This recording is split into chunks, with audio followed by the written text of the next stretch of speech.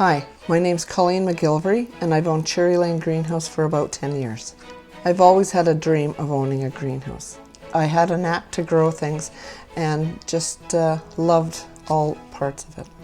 The name of Cherry Lane came from my Grandma Smith used to live on Cherry Lane in Port Arthur, Ontario, and that's where I was born. I always believe that you have to think like a plant, because each plant is so different. So some need water, some don't. Some need heat, some need sun, some don't. You have to be able to read a plant for sure. You can tell by looking at the leaves, you can tell, it'll tell you if it needs water. Plants are special. Their first purpose in life is to produce oxygen. I do tell my customers to think like a plant. And I do try to get everybody to have a plant in their house. With all the new carpets and glues and cleaning products, there's so many poisons in our house. This truly takes all the poisons, just like an air filter, and it brings you oxygen in your house. We have the best plants.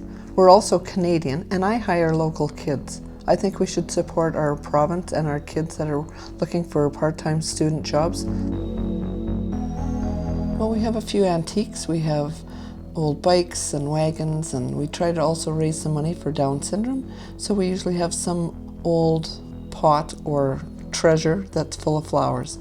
Last year we raised about $2,500 on an old antique bike, and this year we're going to do a wheelbarrow. Plants love music. In the morning I will put on the 60s or the 70s, and there's something about the old rock and roll that's nice. They don't like heavy metal.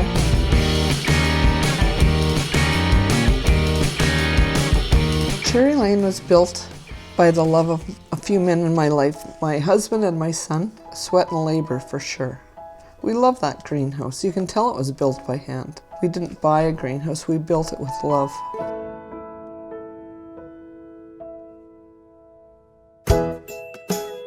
Plants are like children to me. I brought them up with love and I want them to go to good homes. So come to Cherry Lane Greenhouse, 10 minutes west of Regina on Highway number 1 on the Grand Coulee Road. You can never have too many flowers.